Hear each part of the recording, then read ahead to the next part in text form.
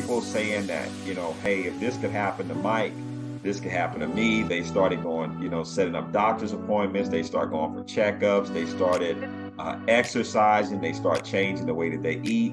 So it was like That's God was awesome. using my situation to minister to those closest to me. And I wasn't sure, I didn't know that people were watching me or observing me as closely as they were my lifestyle. But Yeah. when that situation happened and I was, had this near death experience, and how it caused a ripple effect within my ecosystem Yeah. of my network of people, it made me realize that God was already using me before I Yeah. even left the hospital. And and to hear, the nurses or doctors tell me, that, I'm a walking miracle, you know.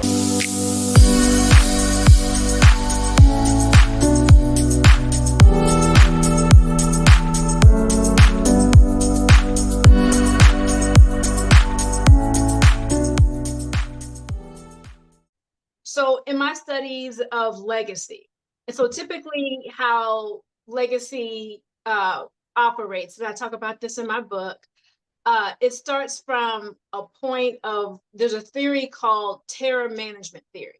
Mm-hmm. And so terror management theory, in short, means there's some pivotal experience that happens, and that when it happens to somebody, they realize, oh my gosh, I have to change what I do, not for me, but for the future generations. And sometimes that terror per se could be a natural disaster, could be a death in the family, it could be some sense of struggle where you realize, I'm in the struggle, let me do what I can to prevent other people from struggling, or let me do something now where I can prepare the next generation so that they don't have to go down this path. Everybody's going to hit their head, we know that, but you don't have to bump your head on this one because I've been through it, and let me create the path for you to move on.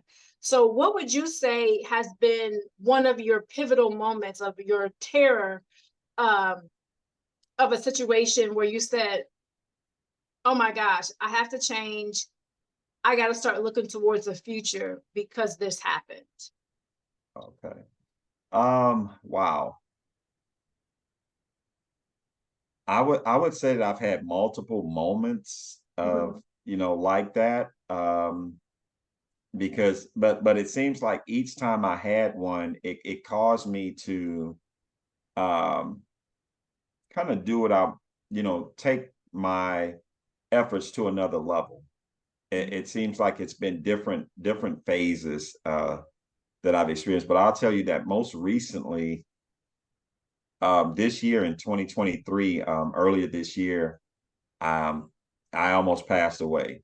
Had a very unexpected health event that almost took my life, and I spent a couple of weeks in ICU. No warning signs, no symptoms or anything, and I just thought, I thought I wouldn't say the picture of health, but I was a Yeah. person that did do a lot of walking, running, a lot of golf, a Mm-hmm. lot of just juicing, drinking smoothies, staying away from, meat and stuff like that. And I just thought that that was an area of my life that I just really had on point. And um, this event, that happened earlier this year just really kind of caught me off guard, and many people that know me. So I would say that, I'm actually, as I still recover from that particular event, it didn't make me realize that I needed to change the things that I was already doing, the global philanthropy, the working with different foundations and organizations and entities to enhance the quality of life of others. But it did make me realize that tomorrow's not promised. Right. Um, if I'm going to do what I'm doing um, at a greater level or with a greater impact, I need to be about it now. Yeah. Not, I can't coast my way into it. It doesn't mean that I have to be out of control or panic and Right. do, approach it in an unhealthy manner, but it does allow me to be a little bit more intentional, and it intensifies things in such a way that um we don't know how much time we have to get Yeah. this right. Or we don't know how much time we have to build this. And I can tell you that I was not ready to go. I know sometimes people be like, "Well, I know I'm going to heaven, so whenever the Lord calls me, that no, I got a lot of places to go, a lot of people to see, and a lot of things to do." I wasn't ready.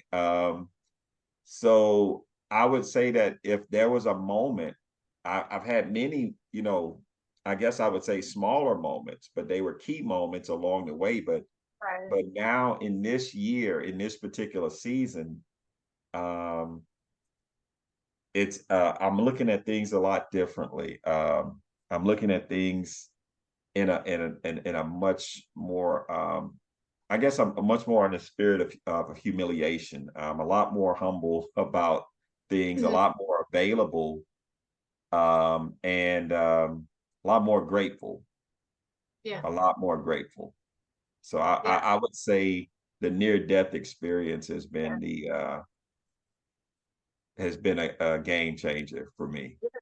Absolutely, because it puts you in that mindset because maybe, with the things that you are doing, yes, and going back to the talent story. So if y'all know the talent story, you have those things and you were doing well, you're giving back and stuff, but sometimes we do get comfortable in our situation. Yeah. Sometimes there's things that jar you to say, you were given 5 talents.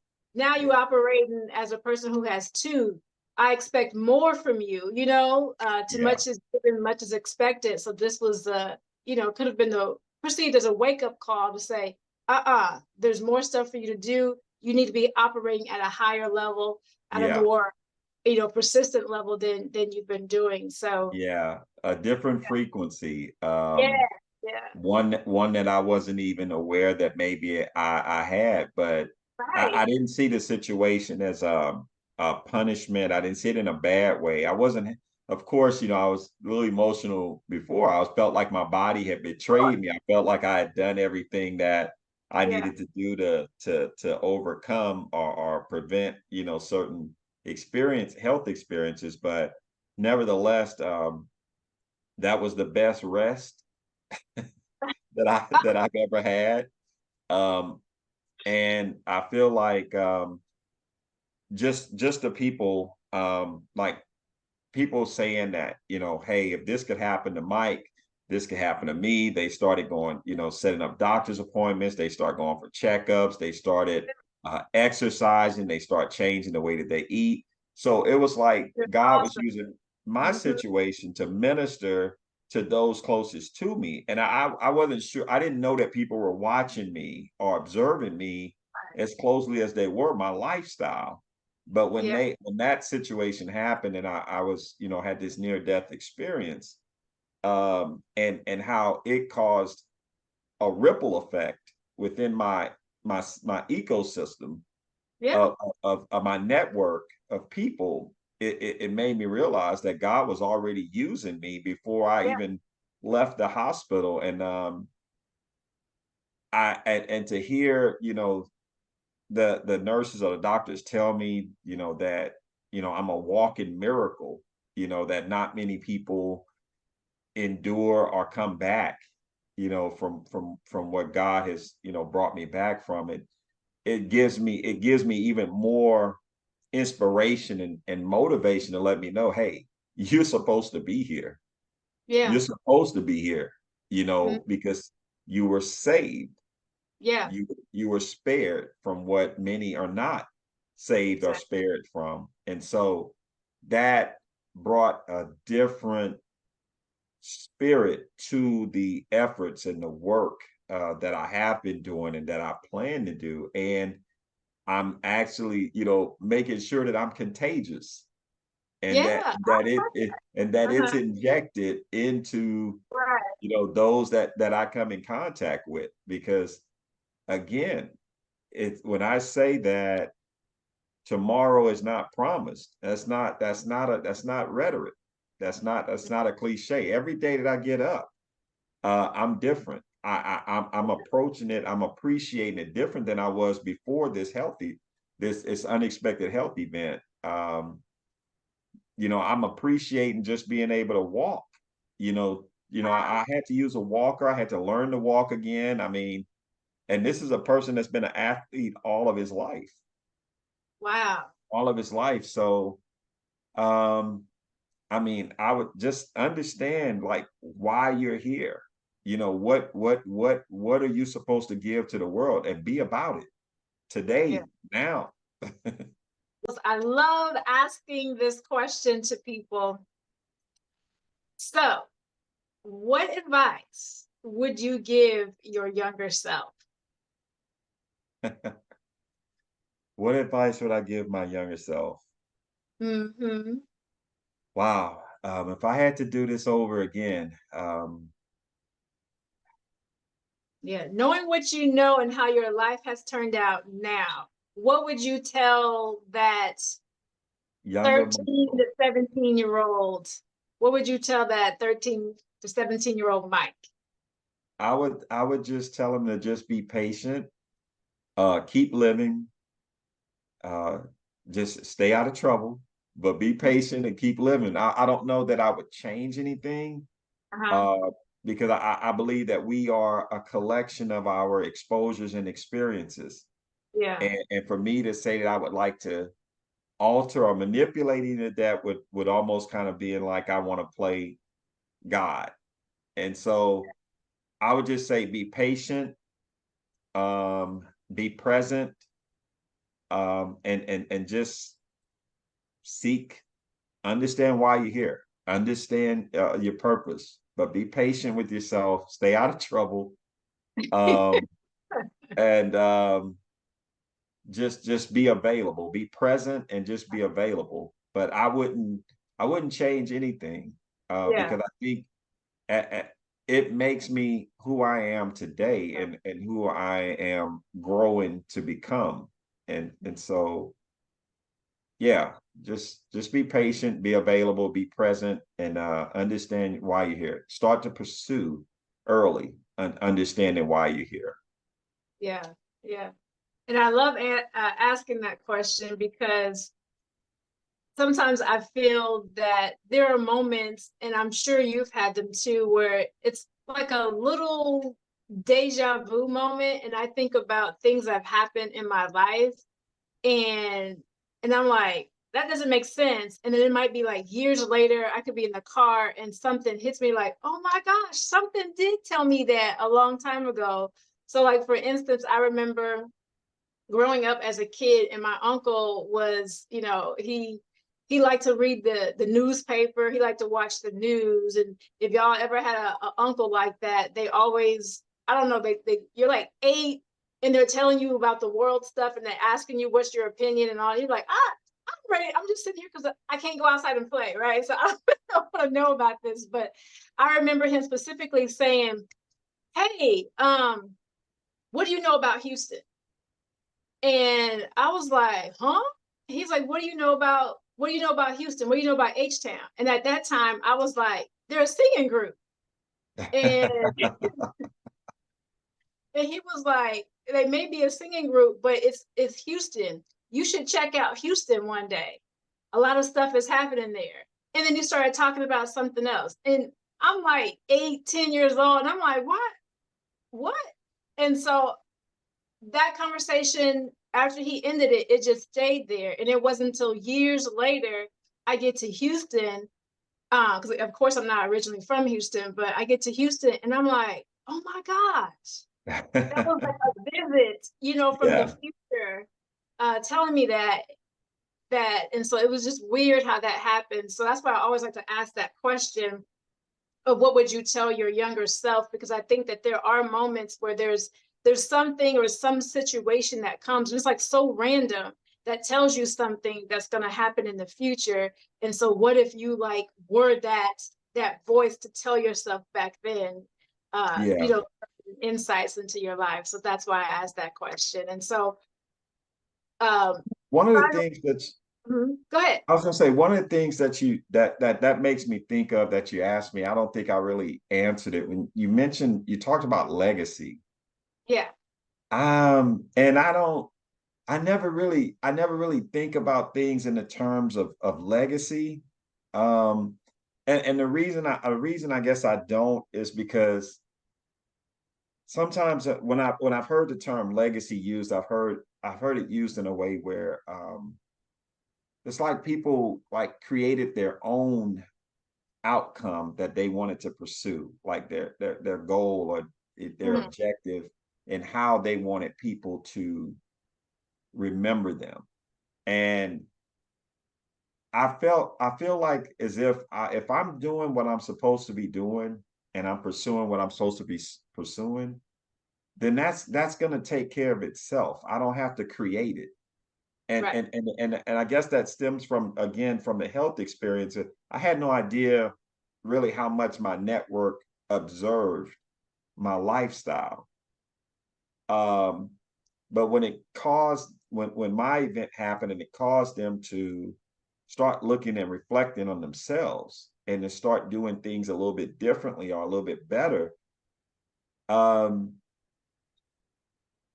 that lets me know there that, you know, my lifestyle is already, you know, you could call it legacy, but really I've just been kind of really heads down and more focused on where I'm supposed to be right now, what I'm supposed to be doing right now, more so than some end point. Hmm. And like closing a book and closing a chapter, you know. So that's just something that I just, you know, kind of wanted to express. I'm not trying to get anyone to feel any way about having a legacy or whatever, but to me it's just really who you are every Yeah. day and what you do every day. It's your story. Yep. You know, Yeah. it's your story. Absolutely. As a person who studied legacy, that's exactly what it is. And so I love talking about it because I love educating people because you're right. There are some people like, oh, I'm leaving a legacy, this, that, and the other. And it's like, that's really not what it is. You know, you're trying to leave an image um, Right. and not a legacy because in order for legacies to continue on, they have to have a vehicle that moves Right. them. And surely the only way that that vehicle is going to be able to move that legacy along is through stories, and it's really through the character and the values and the culture of a person. Right. And so, and that, and also understanding that legacies can be good and they also can be bad legacies. Yeah. So but yeah, it's really about who you are and really tapping into understanding that this is the point where I realize that my life is not my own. Right. And what I am doing is now for other people that I may know and other people that I may never ever meet. Right. But how I'm living my life, how I'm showing up, how I'm putting my character into all the different actions of community service, community organizations, Yeah. professional, even leisure, you know, that whatever I'm doing, I'm leaving my DNA there. And as I leave my DNA, it's planting seeds for other people to come. And somebody may come and water the seed that you have planted. Like you Right. said earlier, somebody may come and be the sunshine That's to that right. seed. And so it's All just the all of rain. us contributing to the whole environment to make it better for other people. So Right. thank you so much for all the wisdom and knowledge and for actually sharing your story because what I really enjoy about stories is we learn from each other. We all are going to have different stories, but there's different Right. things that we can grasp and say, oh my gosh, I needed to hear that. Oh my gosh, that puts fuel to my fire. Oh my Right. God, thank you. Because then I don't have to go down that path. I can go this way, you know? And Right. so I just really appreciate you taking the time to share your story with Thank you us. for having me. Thank you for Is there having me. Any last minute words or comments that you want to leave? I would just say, just again, just spend some time, with yourself, and establish, a deeper, self introspection and self awareness. Um, Understand why you're here, and live within that. Live within that, and be satisfied with that. Um, it's uniquely designed just for you. It's you don't have to look outwardly, or try to imitate or copy or whatever. You are unique, and you have a unique purpose and reason for being here, and it's worth the pursuit and understanding. Absolutely. Again, thank you. And thank you all for joining us for this special episode of Dr. PJ Storyline. Make sure that you connect with Michael, ask him questions, connect with him on social media, check out his foundation and all the resources that he has shared and mentioned, and just find out how you can be a part of what he's doing. And make sure you think about what he said and how it matriculates and affects your life as well. Again, thank you for joining us, Michael, and thank you everybody for joining us. And we will see you on the next episode of Dr. PJ's Storyline.